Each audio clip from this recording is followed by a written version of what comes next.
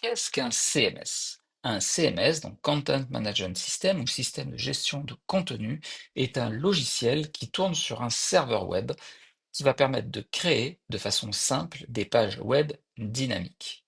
Le CMS gère automatiquement les tâches d'affichage des pages en front office ou de mise à jour du contenu back office et lien avec la base de données. Pour faire simple, c'est un site web préconstruit qui dispose d'un back-office et qui automatise pour nous la gestion des pages et la relation avec la base de données. La plupart des CMS disposent en outre des caractéristiques suivantes. Mise en place simplifiée, donc on va facilement en fait déployer le site web. Édition WYSIWYG, what you see is what you get, c'est-à-dire que ce que vous allez faire, eh bien, ce que vous voyez sur le back-office, eh bien, ça va correspondre à peu près à ce que vous verrez sur le front-office. Bien entendu, séparation entre le contenu et le design. euh, et puis, nous aurons aussi une gestion fine des droits d'accès, c'est-à-dire que tout le monde n'aura pas le droit de refaire la mise en page du site web. On peut bien entendu avoir 10, 15, 100 personnes qui auront un accès privilégié au site web pour alimenter en contenu, mais certains ne pourront qu'écrire des articles, d'autres pourront simplement avoir un accès à une sous-partie d'un site web, d'autres auront un accès total au site et pourront refaire complètement la charte graphique de celui-ci. Nous verrons tout cela dans la gestion des droits d'accès, une partie qui terminera notre plan sur wordpress.com, notre cours sur wordpress.com.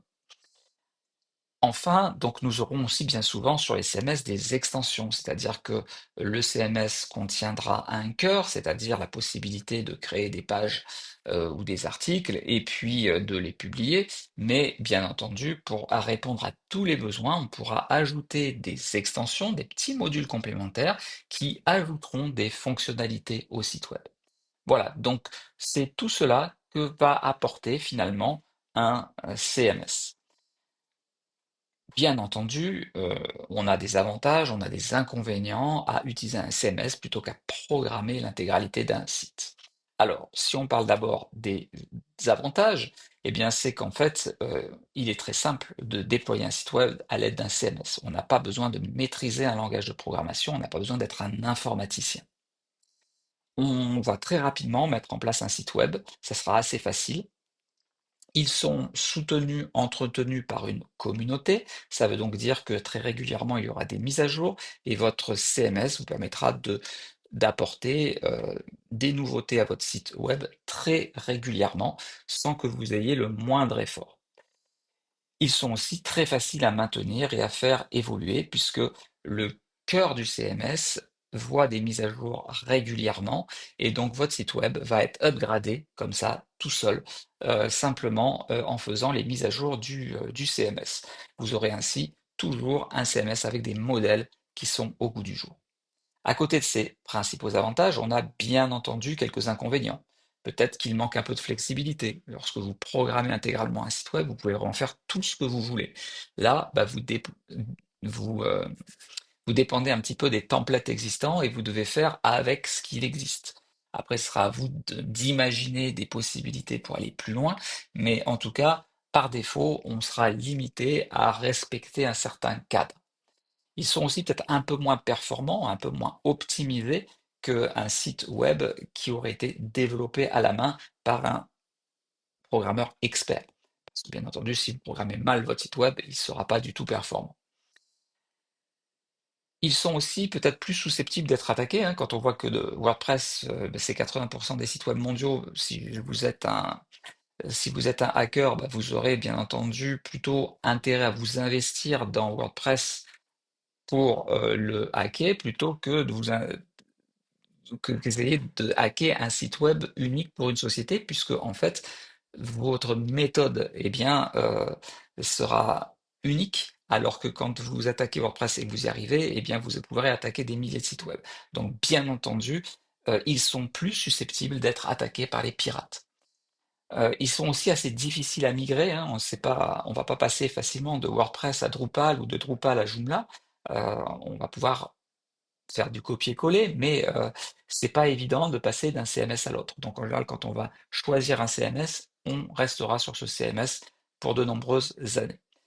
C'est peut-être aussi un petit peu moins évident de référencer les sites web, c'est moins vrai aujourd'hui que de référencer un site web avec un CMS qu'un site web que vous auriez créé vous-même à la main, parce que vous pourriez vraiment mettre tous les tags qu'il faut au bon endroit lorsqu'on crée le site web. Aujourd'hui, maintenant, on a des plugins qui permettent vraiment d'optimiser le référencement, donc ça, c'est un peu moins vrai aujourd'hui. Ils sont peut-être aussi un peu moins stables qu'un site web bien construit à la main, puisqu'il y a de nombreuses évolutions et à chaque mise à jour, il y a toujours un petit risque que quelque chose se passe mal. Donc c'est pour ça qu'ils sont parfois un peu moins stables qu'un site web que vous auriez développé vous-même. Enfin, les CMS sont-ils open source ou sont-ils propriétaires? Eh ben, ça dépend. Beaucoup de CMS sont open source et d'autres sont propriétaires. Alors, ça veut dire quoi? Ça veut dire que certains, vous allez pouvoir les prendre, les télécharger, les installer, les déployer, les modifier comme vous le souhaitez, et ce, gratuitement. Donc ça, c'est pour l'open source. Euh, Par contre, lorsqu'il est propriétaire, eh bien, vous allez prendre un package et normalement, vous n'aurez pas la possibilité de le modifier.